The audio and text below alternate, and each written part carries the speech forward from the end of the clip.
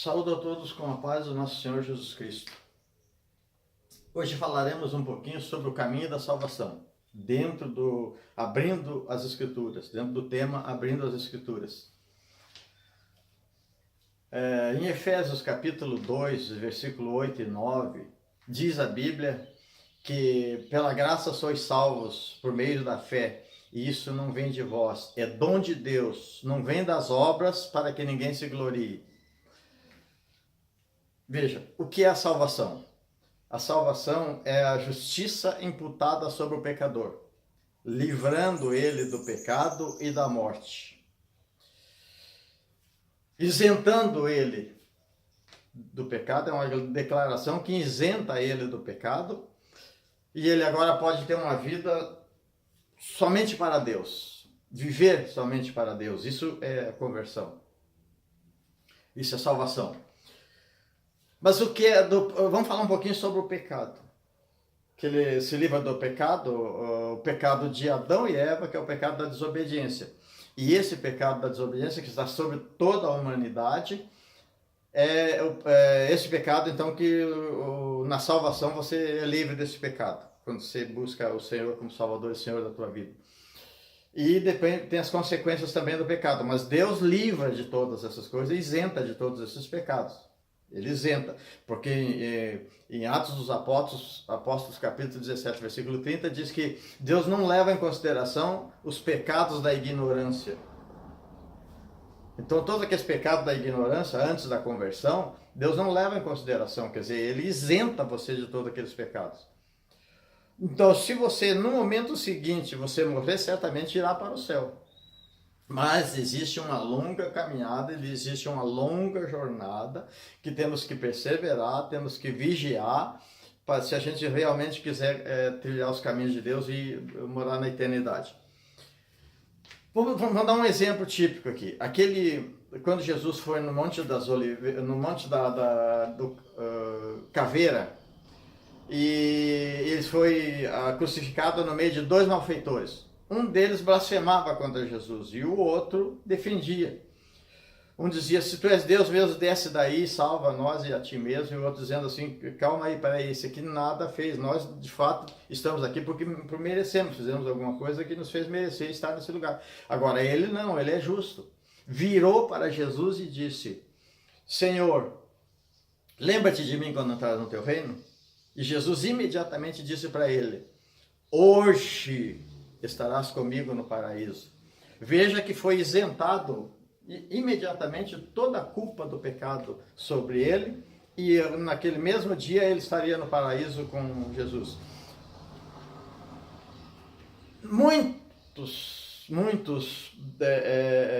como se você chamar aí malfeitores, bandidos, ou sei lá o que, arrependidos, estão no céu, que tiveram o momento tiveram a oportunidade de se arrepender e se arrependeram e aceitaram Jesus como Salvador e Senhor da sua vida e estão no céu. Então, no céu tem muitas pessoas dessa forma arrependidas no céu. Porque, vamos ver, primeiro quem inaugurou o paraíso foi um pecador arrependido, foi um malfeitor arrependido. E também existem muitas pessoas boas que nunca fizeram nada, que sempre foram religiosos, que sempre não matou, não roubou, nunca fez nada para ninguém. E esses podem estar no inferno porque não aceitaram a Cristo, não quiseram a salvação, não voltaram para o Criador. Não se voltaram para o Criador, porque só se volta ao Criador, só se reconcilia com Deus através de Jesus Cristo. Sem Jesus Cristo não há salvação e não há reconciliação. Então, lamentavelmente é isso, mas nós não queremos isso para você, então nós estamos fazendo esse vídeo para tentar te ajudar. Então, quando tudo isso acontece, se nós olharmos para Abraão ele creu em Deus e isso lhe foi imputado como justiça. E Abraão se tornou amigo de Deus, por essa atitude de crer em Deus, quer dizer, ele crê. Hoje nós temos que crer em Jesus Cristo, nós temos que crer que Ele é o Filho de Deus, que veio no Calvário para nos salvar, e morreu no Calvário para nos salvar. Se olharmos teologicamente acerca da salvação, nós vamos ver que nós lemos aqui em Efésios capítulo 2, versículos 8 e 9, que é pela graça que nós somos salvos. O que é a graça? A graça é uma disposição favorável, um atributo culminante da natureza divina. A graça quer dizer que Deus está predisposto, Deus está favorável à salvação. Deus quer que as pessoas reconciliem com Ele. Deus quer que a sua criação se volte ao Criador e reconcilie com Ele. Então Deus está se mostrando favorável. É como se Ele dissesse: quer salvação? Eu estou aqui. Mais alguém quer ser salvo? Eu estou aqui. Mais alguém quer se converter? Mais alguém quer reconciliar comigo? Eu estou predisposto. Isso é a graça, é a disposição favorável. O que é a fé? A fé é o catalisador, a fé é o agente purificador e acelerador para a salvação.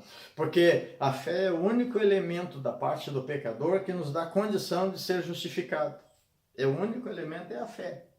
Nós entramos com a fé.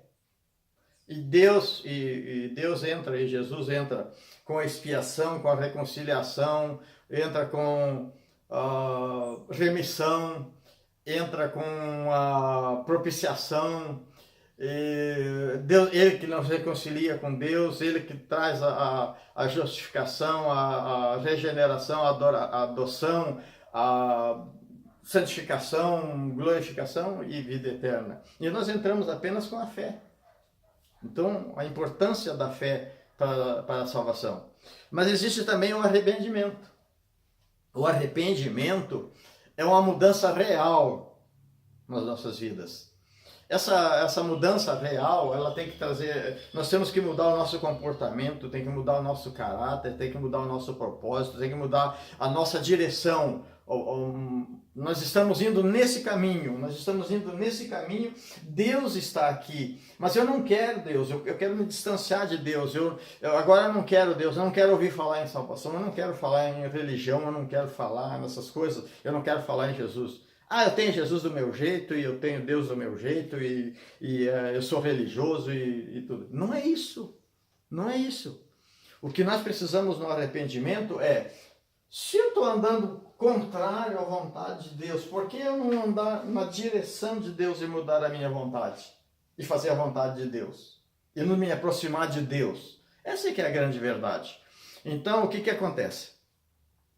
Nós precisamos mudar a nossa mente, mudar a nossa opinião em relação a Deus. Então, arrependimento é mudar a nossa opinião, a nossa mente em relação a Deus. Uma nova mente para Deus. Uma nova opinião a respeito de Deus. Isso é o arrependimento. Mas o arrependimento também, ele se dá em 3 formas.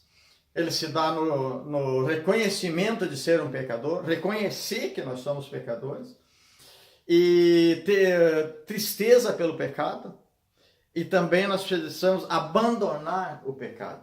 Se nós olharmos para Davi era um homem pecador, era um homem como qualquer um de nós, sujeito a todas as emoções que nós também sentimos.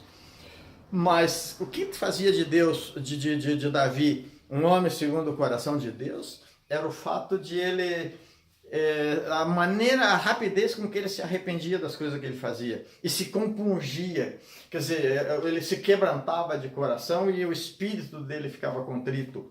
E isso agradava Deus. E ele queria de novo a alegria da salvação.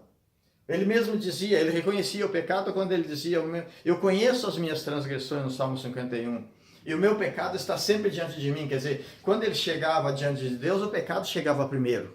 Sempre o pecado chegava primeiro. Então ele reconhecia um pecador. Ele se mostrava, ele se apresentava como... Ele reconhecia que ele pecava, que ele pecou. E se entristecia pelo pecado. Ele sentia dor nos lombos.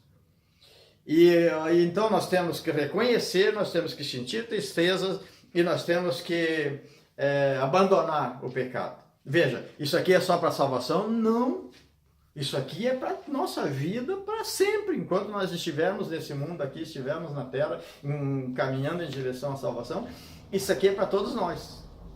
Sempre temos que estar nos arrependendo, sempre, porque o caminho é um só, e o caminho é estreito e a porta é estreita, não tem caminho largo e nem porta larga. Então, se nós sairmos um pouquinho do caminho, voltar ao caminho novamente e se arrepender de ter saído do caminho, de ter se desviado do caminho, de ter se distanciado do Senhor. Então, isso vai servir para a vida inteira, para as nossas vidas. Porque esse arrependimento verdadeiro, esse arrependimento que agrada a Deus, é que nos vai trazer diante de Deus de sermos segundo o coração de Deus. Então há necessidade da vida inteira a gente estar mudando a nossa mente para Deus, ter uma nova mente para Deus. E quando nós entendemos isso e temos então uma nova mente para Deus, então nos convertemos. Como é que nós nos convertemos? Converter é, como eu disse, é fazer o caminho contrário. Paulo escreveu a Timóteo dizendo no capítulo 2, versículo 4, e ele diz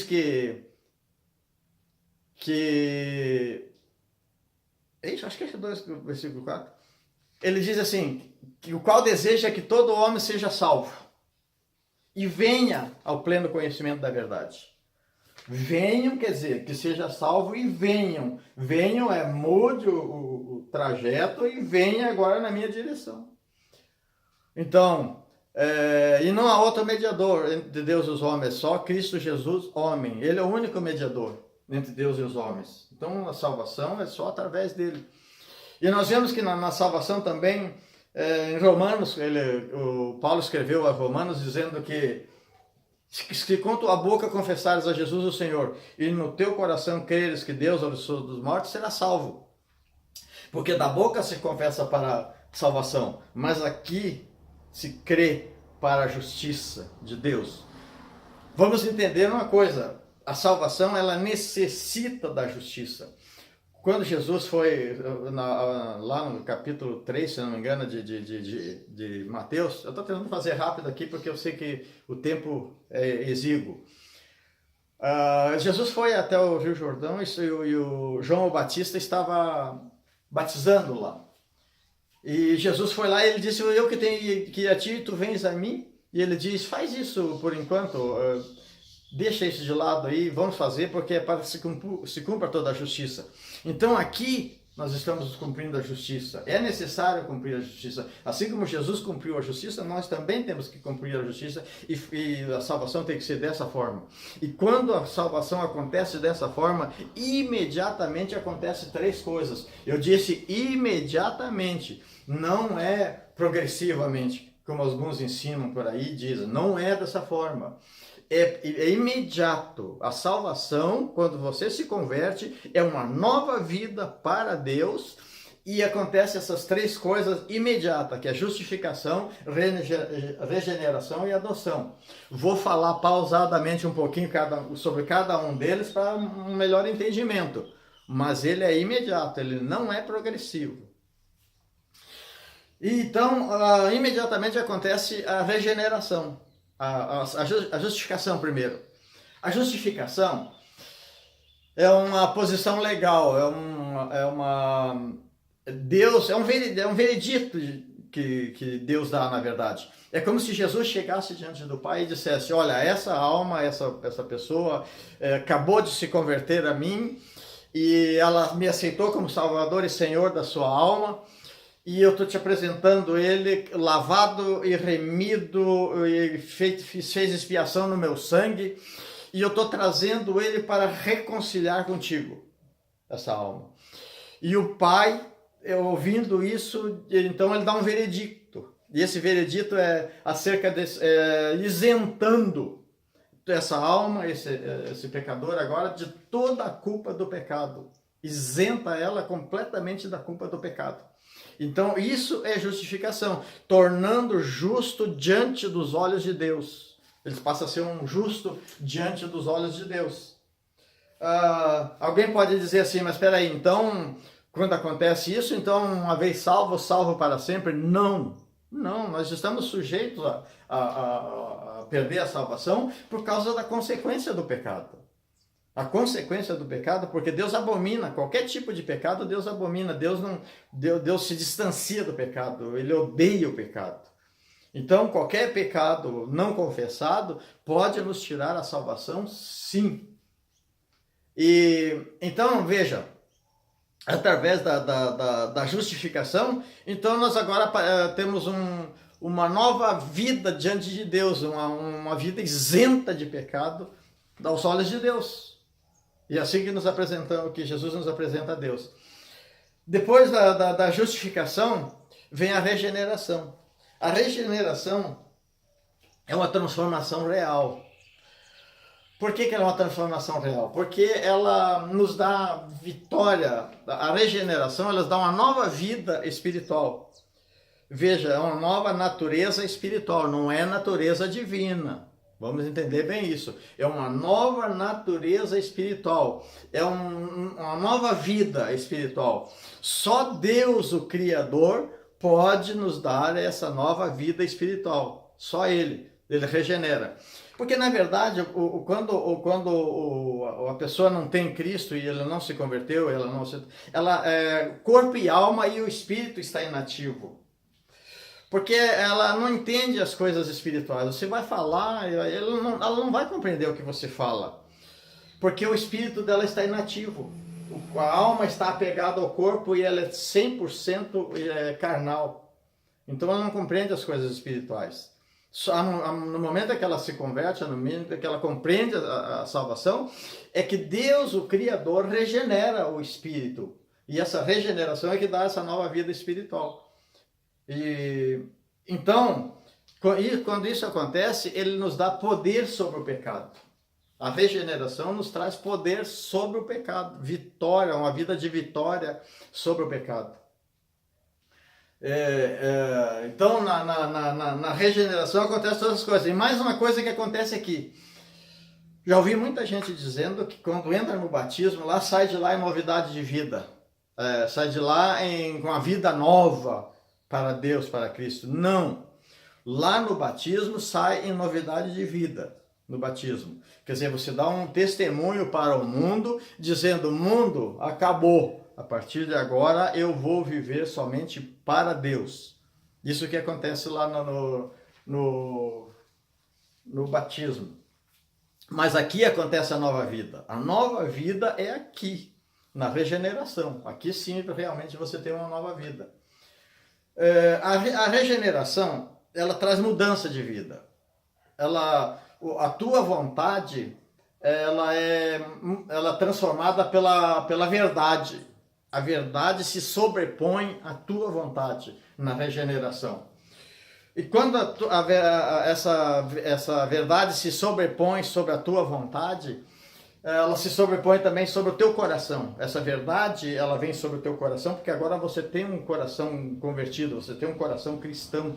Então essa verdade, a vontade, ela é sobreposta sobre a verdade, e a verdade vem sobre a verdade bíblica, vem sobre o teu coração, e essa verdade te leva aos pensamentos, purifica os teus pensamentos, e os teus pensamentos, quer dizer, um coração puro te purifica os pensamentos, e os pensamentos purificam a tua ação, e aí essa ação te leva a atos de cristãos, teus atos são cristãos, e esses atos repetitivos tornam o hábito cristão também, e esse hábito cristão te leva a um caráter cristão, e um caráter cristão te leva à personalidade, e a personalidade te leva à vida eterna.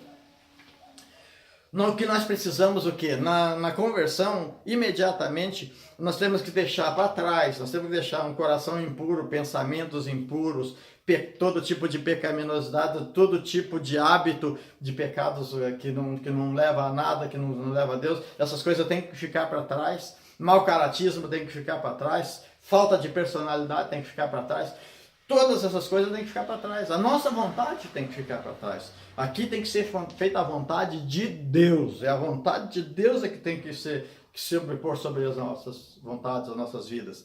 E quando isso acontece, então há o desejo, aqui que nasce o desejo de se santificar. Porque, na verdade, quando nós falamos da santificação, a santificação é o fruto da justificação, é o fruto da regeneração.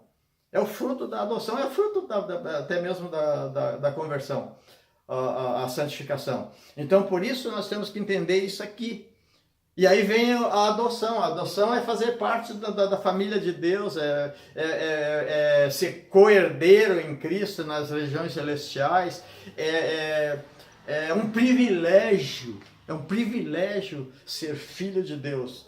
Porque lá no João, no capítulo 1, no versículo 12, diz que e todos quantos o receberam, a saber, aqueles que creram no seu nome, foi-lhes dado o poder de serem feitos filhos de Deus.